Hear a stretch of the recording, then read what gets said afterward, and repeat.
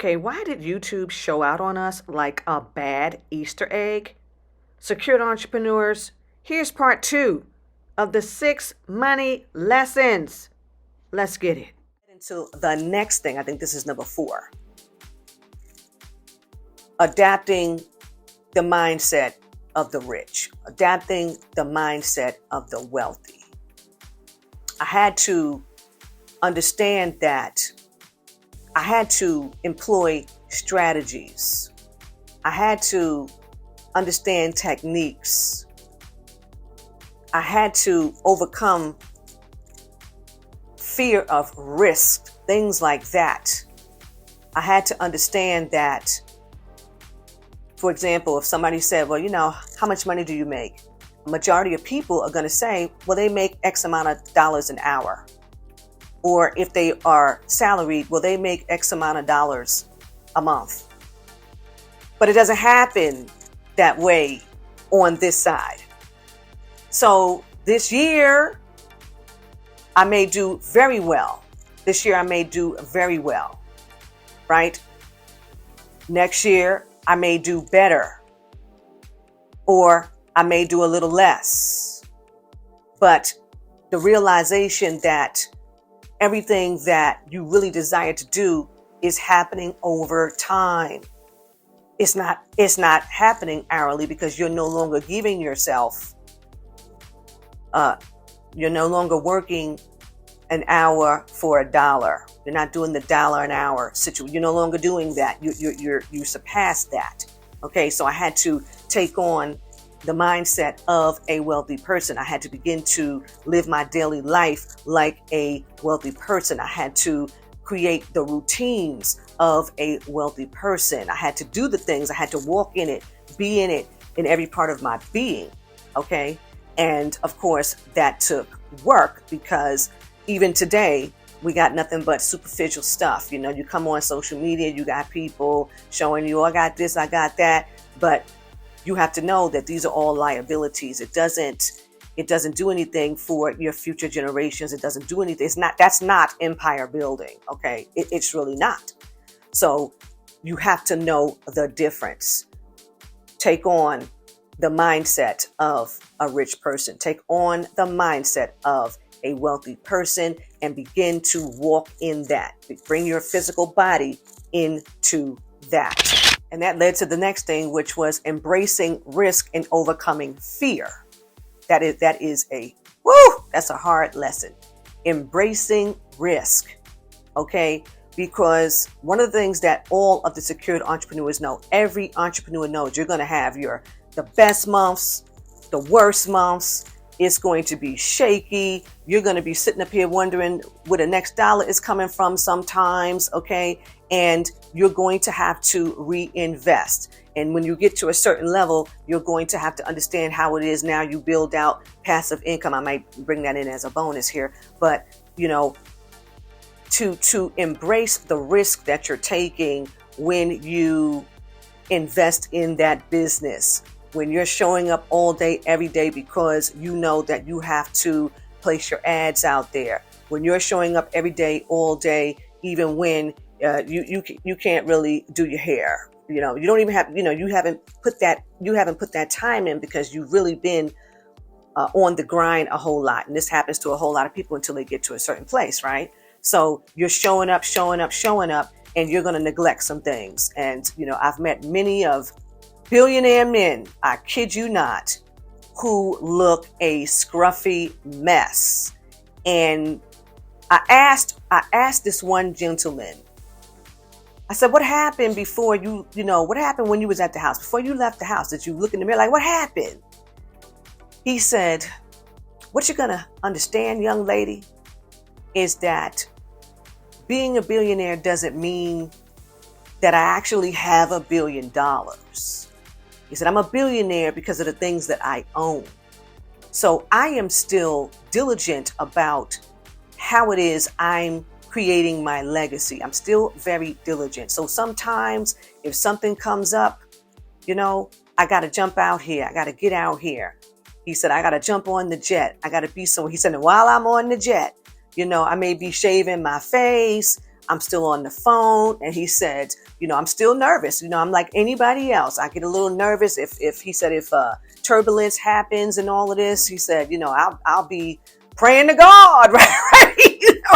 So by the time I get somewhere, I could go into the bathroom on the jet, put my suit on. I change my shirt, put a little water on my face, and put my cologne on. I may not be able to jazz up my hair, because I'm in motion. I'm in time. I'm in the right now moment. So there's going to be moments where, it's just not going to be as presentable as even I would like it to be. He said, and rest assured, it will be you also.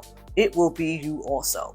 And how many of us know that that is the stone cold truth, because we're experiencing it right now? Okay. So I had to learn how to embrace risk and overcome fear. I had to get off of the whole, oh, it doesn't look right. I don't like it. It didn't sound right. Oh, listen. It's all about how I'm leveraging my time. Look, I don't have time to get into all of that. Yeah, this is creepy. Yeah, this is scary, but I'm thinking about the long term. I'm thinking about what's going to come out when this is done, when this is out there, okay? And understanding that this thing is coming back to me tenfold. Why? Because I learned how to talk to myself.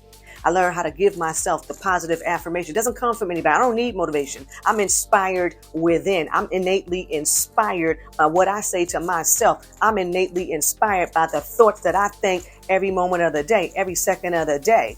And all of the secure entrepreneurs know that it's hard for Miss Aurorah to go to sleep because I'm thinking about a whole lot of stuff. I'm implementing a whole lot of stuff in here. I've had many clients say, I received that email at 2:00 in the morning. How are you this thorough? Like, what's going on? You know what I'm saying? Because it's real.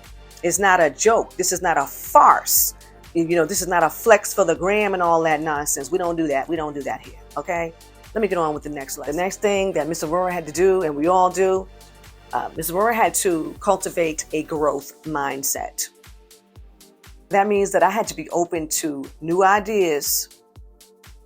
I had to be open to things that other people suggested, because for the most part, we're seeing it from our point of view. We're seeing it our way. We're not seeing it from the customer or the client. How could I cultivate a growth mindset if I were not willing to take on new ideas, new innovations? Okay, how is this going to work? All right, so that meant that I had to do a lot of market research for a lot of the things that are currently on the market. How are people responding to these things? What type of relationships do I have with my distribution channel? They have made suggestions, even though I'm like, you can be stuck on, no, I like it this way. I think it's working. And they're telling you, here is the information. Here are the stats. And if you do it this way, we guarantee that you're going to have a better result. You're going to have a better result. Okay.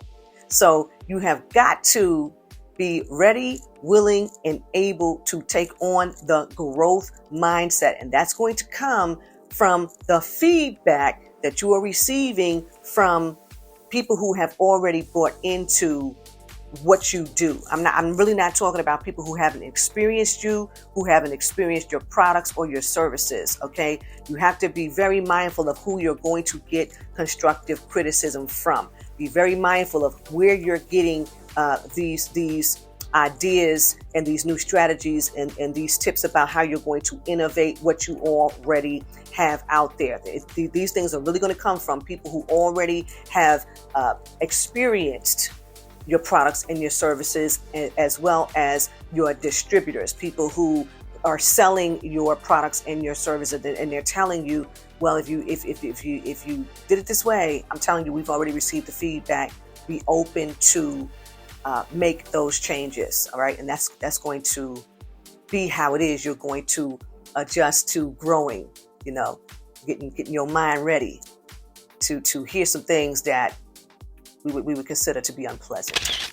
Let Miss Aurorah throw in this bonus because, and I want to make this very clear, this is really only applying to after you have reached a certain point and you have overcome fear, and you have embraced risk, right? And you have some additional income to begin to build passive income streams. Now, the reason why I had to really take a deep dive and study as to how I was going to build my portfolio, and this was all via the help of my mentor, my first mentor, okay?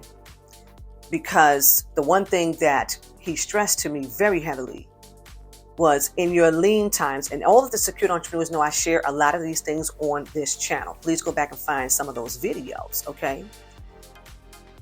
He said in the lean times, you're going to need to have the option and the ability to possibly live off of some dividends.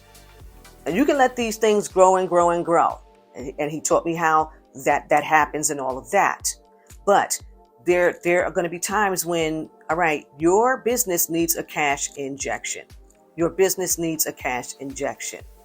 And the process at which you would apply for a loan, the types of loans, most of the loans that people really need, okay, unfortunately, depending on where it is you go to get these loans, you will not qualify. And when you get to a certain point, you're going to know that you really don't want these particular expenses, simply because most of those loans would have to be repaid, right?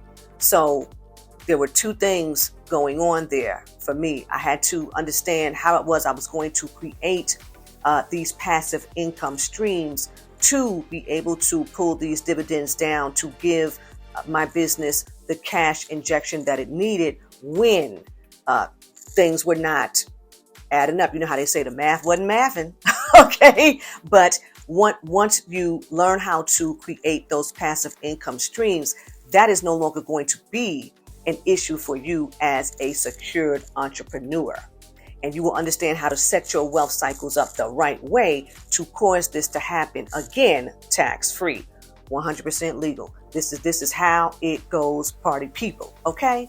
So this is the first video that Mr. Aurorah wants to share today as we start the second quarter. All right, so I want you to know, I think that we're going to do a sale on the trust basics, because we had to add, Mr. Aurorah had to add a course, navigating the beneficial ownership reporting, okay, and showing you how to work your legal entities within that, so that you don't have to be bothered with reporting. All right, so I think that I'm going to do a sale on the trust basics course. So go down in the link below and get in on the trust basics course, so that you too can implement all of these lessons and let them become your daily habit. All right, so Mr. Aurorah is going to be back. Until next time,